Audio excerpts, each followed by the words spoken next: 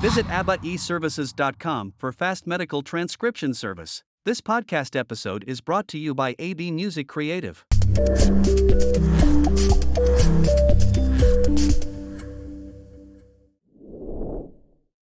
I was given an assignment to write a story about Carlos Bulosan. Are you familiar? No. Well,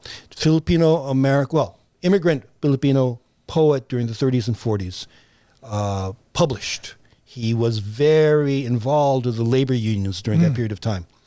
And he is most known for his book, America's in the Heart, which follows all the lives of Filipinos as migrant workers and the lives they have led.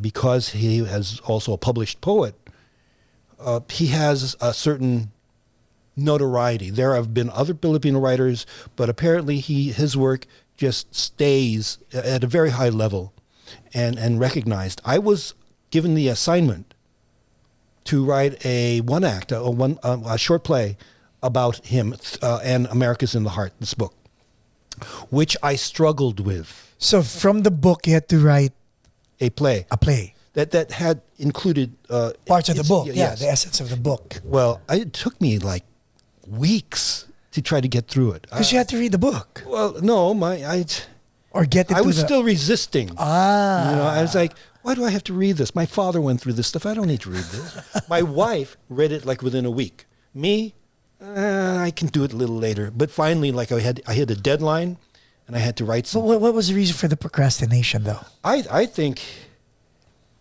once again, it was... rebellion? No, it was embracing a part of me that a lot of my resistance is sort of murky, and I can't pinpoint exactly. I do know that when I got through it, it became easier to embrace. And the essence of it was sort of my condition. It was about a playwright given this assignment to write about Carlos Bulosan, his encouraging wife, and then the ghost of Carlos Bulosan saying, "So what's the problem?" My God. And then I would say, well, what happened in this part of the story? And what happened in this part of the story? And what happened in this part of the story? Go. This plot. Yes. Did the plot happen? Did art imitate life in this case? Because your wife really read it first. You were procrastinating, and the concept of having Carlos Bulosan's spirit in the... Life imitated art, but not because I was willing. I fought it a long way. The play I wrote was rewritten. Somebody else got it, cut it, and made it better. But there was an essence in it where I speak of, somebody took my writing and, no. In his book, he has his book of poems, and he goes to his brother, and he wants to show it to him. But his brother's with these two Caucasian women, and everybody's drunk, falling down drunk. And he comes down, I want to show you what I've got. And one of the women takes the book and starts tearing it apart. Oh, look at this, mocking him. And the brother knocks the woman out and starts hitting her. And Bulosan, in his own book, stands between his brother and the woman, and then gives her a chair so she can sit down. And the character in the play says, "Why would you do that? She tore up your stuff. She showed you disrespect. How could you show her that kind of compassion?" To which the character says, "I can rewrite it again." "What? You can't write something again? What is it? Is your writing so fragile?" And it took me years to hear that line in a way that it had meaning for me. Oh, wow. Nobody likes it. But really, the essence of the creative person is still the creative person, not their work, because the creative person can recreate it again. The essence of the creative person is the creative person and not the work. That is so true. But you know what? When did you write this? In the 70s. Can you imagine, in 70s, you were already doing what they call now meta. Like a story within a story. It's like Inception, kinda. Well, yeah.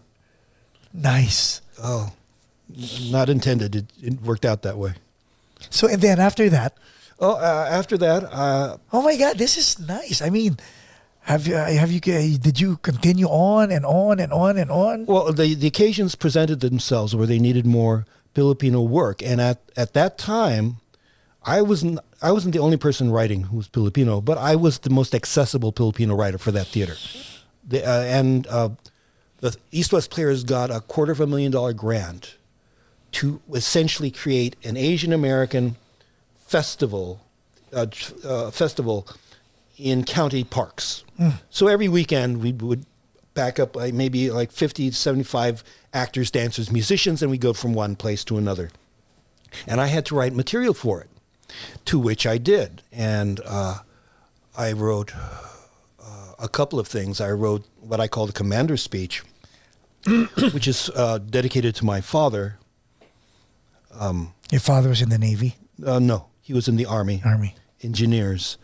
But he later, when my sister and I left the house, and we were both living in Southern California, you wonder what's going to happen to mom and dad. Well, they got involved with the American Legion. They got heavily involved, and he became the commander of his particular post. And I sat in on one of their meetings, and if you've ever seen it, they march everywhere. Dun, dun, dun, dun, dun, dun, dun, dun, and they're marching in time and saluting. And so he gives a speech. Mr. Commander, rest. That's the accent? Well, that's the best I can do. Oh, okay. And he talks about my son asks me, what is the greatest contribution of the Filipino to the United States of America? And I must tell you, my friends, I had to think about it a long time.